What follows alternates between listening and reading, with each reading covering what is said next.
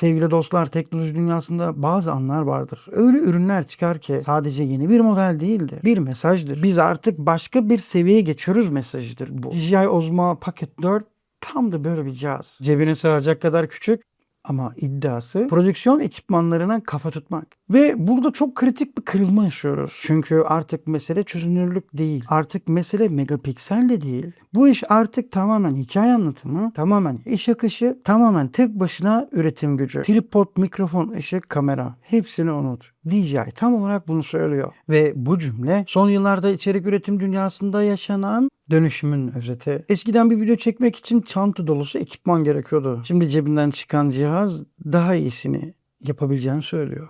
Ama biz bu hikayeye hemen inanmayacağız tabii ki. Çünkü asıl sorular çok net. Bu cihaz gerçekten bu kadar iyi mi? Pocket 3 varken buna geçilir mi? Ve en önemlisi, bu cihaz sana gerçekten ne kazandırır? Hazırsan yüzeyden çıkıp derin iniyoruz.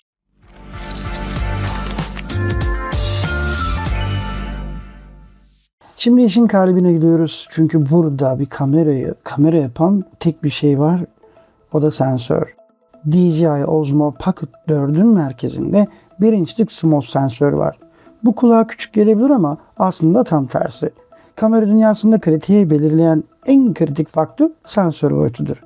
Bakın, sensör büyüdükçe piksel başına düşen alan genişler ve bu da doğrudan ışık toplama kapasitesini arttırır. Bu ne demek biliyor musunuz? Daha büyük piksel daha fazla ışık demektir. Daha fazla ışık ise daha az noise, daha temiz görüntü ve daha doğru renkler demektir. Özellikle düşük ışıkta çekim yapan biriysen bu farkı sadece görmezsin, hissedersin. Küçük sensörlü cihazlarda karanlık ortamda çekim yaptığında görüntüde kumlanma başlar. Detaylar erir, renkler çamurlaşır. Ama burada işler değişiyor çünkü 1 inç sensör sayesinde bu cihaz karanlıkta bile sahneyi parçalamadan yakalayabiliyor. Lens tarafına baktığımızda ise 20 mm'lik eşdeğer odak uzaklığı ve f/2.0 diyafram izi karşılıyor.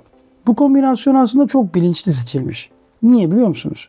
20 mm sana geniş bir görüş açısı verirken f/2.0 diyafram sensöre daha fazla ışık girmesini sağlar. Yani sadece geniş açı çekmiyorsun. Aynı zamanda düşük ışık performansını da yukarıya çekmiş oluyorsun. Ve burada olay iyice derinleşiyor.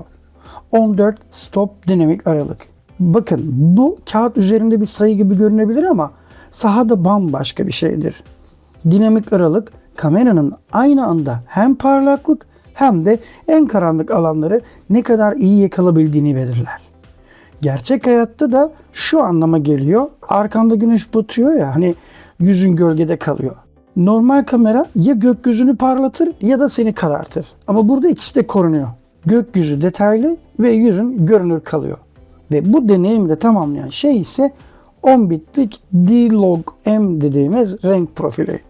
8 bit görüntü sana yaklaşık 16 milyon renk sunabiliyorken 10 bit dediğimiz şey ise bu sayıyı 1 milyar renge çıkartıyor. Bakın, bu farkı en çok color grading sırasında anlarsın. Yani renk geçişleri yumuşar, branding ortadan kalkar ve görüntü profesyonel seviyeye çıkar. Yani bu cihaz artık çek ve paylaş seviyesini geçmiş durumda. Şimdi bu cihazla çekiyorsun, sonra da oturup işliyorsun ve renk veriyorsun. Ortaya gerçek bir prodüksiyon çıkartmış oluyorsun. Ama bakın, sensör ne kadar iyi olursa olsun, onu işleyen sistem zayıfsa hiçbir anlamı kalmıyor. Şimdi işin motor kısmına geçelim.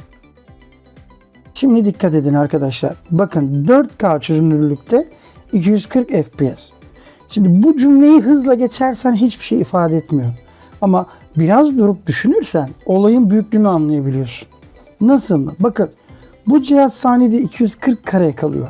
Ve bunu 4K çözünürlükte yapıyor. İçerideki sensörün görüntü işlemcisinin ve veri yolunun inanılmaz bir senkronizasyon içinde çalıştığını gösteriyor. Bu seviyede veri akışını yönetmek öyle kolay bir iş değil. Çünkü saniyede yüzlerce megabayt veri işleniyor, sıkıştırılıyor ve kaydediliyor.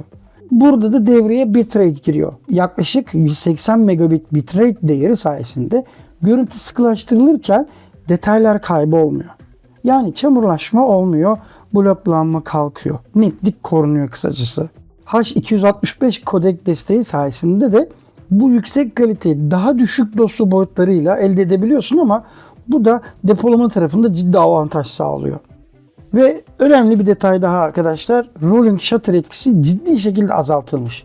Hızlı pan yaptığınızda görüntünün yamulmadığını fark ediyorsunuz ve dikey çizgiler eğilip bükülmüyor. İşte bu da profesyonel görüntü için çok kritik. Slow motion tarafı zaten başlı başına bir dünya. Bakın 240 FPS çektiğim bir görüntü 24 FPS timeline'a koyduğunda 10 kat yavaşlatılmış bir kare elde edebiliyorsun. Su damlaları, hareketli sahneler, aksiyon anları hemen hemen hepsi dramatik bir anlatım aracına dönüşebiliyor. Fotoğraf tarafına geldiğimizde ise 37 megapiksellik çözünürlük, RAW desteği ve HDR çekim imkanı karşınıza çıkıyor. RAW çekim sayesinde görüntüyü sonradan istediğin gibi işleyebiliyorsun. Minimum odak mesafesinin 20 santim olması ise ürün çekimi yapanlar için ciddi bir avantaj oluyor. Peki bu kadar güçlü bir sistem elde nasıl bir deneyim sunuyor?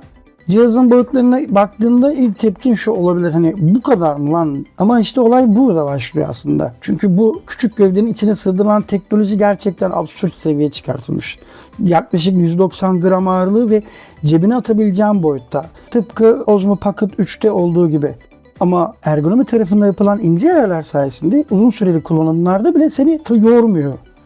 2 inçlik OLED ekranı, ama sıradan bir ekran değil. Bakın 1000 nit parlaklık seviyesinde güneşin altında bile rahatlıkla görebiliyorsunuz. DCI-P3 renk gamı sayesinde de gördüğün renkler gerçeğe oldukça yakın duruyor. Ve en kritik detaylardan bir tanesi ise ekranı çevirdiğin anda cihazın çekim formatını değiştirmesi. Yani dikey içerik üretmek istiyorsan ekstra ayar yapmana gerek kalmıyor. Döndür ve çek. Yeni eklenen fiziksel tuşlar ise kullanım hızını ciddi şekilde arttırmış. Zoom kontrolü sayesinde kadrajı hızlıca değiştirebiliyorsun. Custom buton ise tamamen senin kullanım şekline göre şekillenebiliyor. Ve o joystick. Bakın bu küçük bir detay gibi görünebilir aslında ama cihazın profesyonel kimliğini ortaya koyuyor. Gimbal'ın hareketlerini hassas bir şekilde kontrol edebilmek özellikle sinematik çekimlerde bayağı bir fark yaratıyor. Ama bu cihazın gerçekten fark yapan şey stabilizasyon ve yapay zekası. 3 eksenli mekanik gimbal. Bakın bu cümle basit gibi duruyor ama etkisi çok büyük. Neden mi? Çünkü bu sistem dijital stabilizasyon gibi görüntüyü kırpmıyor. Fiziksel modlarla titreşimi dengeliyor. Yürürken çekim yapıyorsun, görüntü akıyor. Koşuyorsun, hala stabil. Bu seviyede akıcılığı telefonlarda görmek ancak işte S26 Ultra gibi cihazlarda var ama o da bunun kadar değil. Ama işin asıl fark yaratan kısmı Active Track 7.0 özelliği. Bu sistem artık sadece yüz tanımıyor. Nesneleri tanıyor, hareketi analiz ediyor ve kadrajı koruyor. Sen hareket ettikçe kamera seni takip ediyor. Ve bu takip sadece basit bir merkezleme değil. Kadrajı sinematik kurallara göre ayarlıyor. Peki bu ne demek oluyor? Şöyle tek başına çekim yapıyorsun ama sonuç ekip işi gibi. Yani görüntü tamam, kontrol tamam. Peki ya iş akışı? İşte burada da bir önceki nesle göre dahili bir hafızaya yer verilmiş. O da 107 GB dahili depolaması mevcut. Bu özellik küçümsenecek bir şey değil. Çünkü içerik üretiminde en çok sorun çıkaran şeylerden bir tanesi ise depolama. Kartı unutursun, kartın yavaş olur, kayıt hata verir. Ama burada bunların hiçbir tanesi yok. Cihazı açıyorsun ve çekime başlıyorsun. Bakın 800 megabit bölü saniye. Veri hızını aktarım sayesinde çektiğin görüntüyü bilgisayara aktarmak saniyeler sürebiliyor. Ses tarafında ise üçlü mikrofon sistemi, audio zoom gibi gelişmiş ses özellikleri devreye giriyor. Ama asıl kritik nokta DJI mikrofonlarıyla direkt bağlantı kurabilmesi. Tıpkı Pocket 3'teki gibi. Açık konuşalım. Pocket 4 gerçekten çok güçlü. Ama Pocket 3 kullanan biri için bu bir zorunluluk değil. Eğer yeni başlıyorsan bu cihaz seni uçurur. Şüphesiz. Ama Pocket 3'ten geçiş ihtiyaç meselesi. Gerçek şu. Bu cihaz sana hikaye vermez. Ama senin hikayeni çok iyi anlatır. Evet arkadaşlar, Pocket 4'ün derinliklerine indik. Bu videoyu beğenmeyi ve kanalıma abone olmayı unutmayın. Bir sonraki derinliklere inme videomuzda görüşmek üzere. Hoşça kalın.